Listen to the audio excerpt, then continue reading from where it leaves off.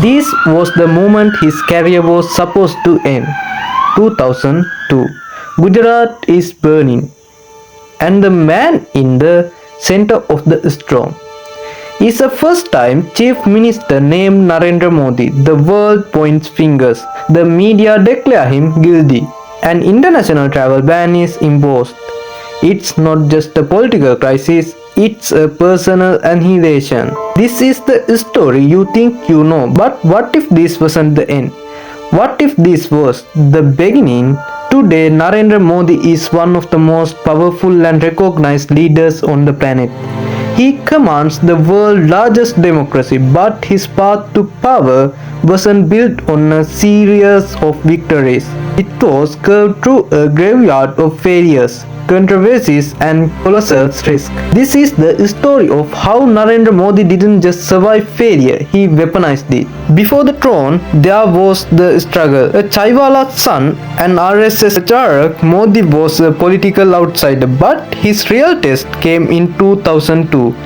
The Gujarat riots became his political birthmark, a stain that the world believed would never fade. He was isolated, branded pariah. For over a decade, he was the leader the West wouldn't touch. For any other politician, this would be the final chapter. But for Modi, it became his fuel. He turned inward, focusing relentlessly on Gujarat's development, building a narrative of a CEO chief minister, creating a fortress of loyalty that national criticism could not penetrate.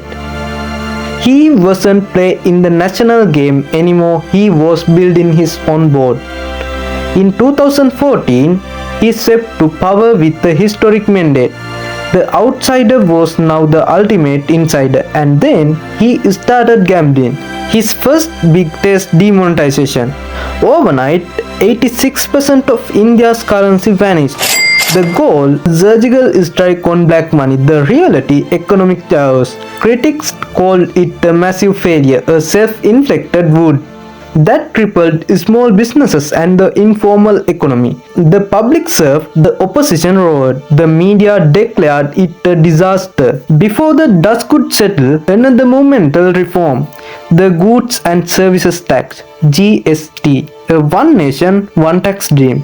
But its messy rollout was nightmare for millions of small traders. The economic slowed, unemployment figure became a weapon against him. With each crisis, the chorus of critics grew louder. The controversial Citizenship Amendment Act (CAA) sparked nationwide protests. The painful image from the second COVID wave shattered the image of invisibility. Questions about media freedom and democratic backsliding became headlines in international press. Through it all, Modi's public persona remained unshaken. He rarely addressed the criticism directly. He never admitted a mistake. To his supporters, this was resolute strength. To his detractors, it was arrogant denial. He wasn't just fighting political opponents, he was fighting a narrative. So how does a man survive so many failures and not just remain in power but grow stronger? The answer lies not in the events themes but in his response. Modi mastered the art of narrative. Every attack was framed as an attack on India itself. Every policy failure was repackaged as a necessary sacrifice for a greater goal. He bypassed the traditional media, speaking directly to the masses through social media and grand spectacle. He understood a fundamental truth. In the age of perception, the story you tell is more powerful than the fact you face. The chaiwala who became a pariah, who then became a patriot, and finally a global leader. This is the story that resonates. It's a story of relentless resurgence. Narendra Modi's career is paradox.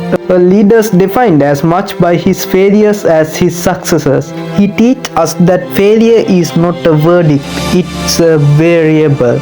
And that's in today's world, resilience isn't just about getting back up. It's about controlling the story of why you fell in the first place. His ultimate strength may not be in never failing, but in ensuring that his definition on failure never sticks. What do you think? Is Narendra Modi a leader who learned from his mistakes, or one who simply outran them? Let us know in the comments below. And if you found this dive into the politics of perception fascinating, smash that like button and subscribe for more untold stories. And see you soon.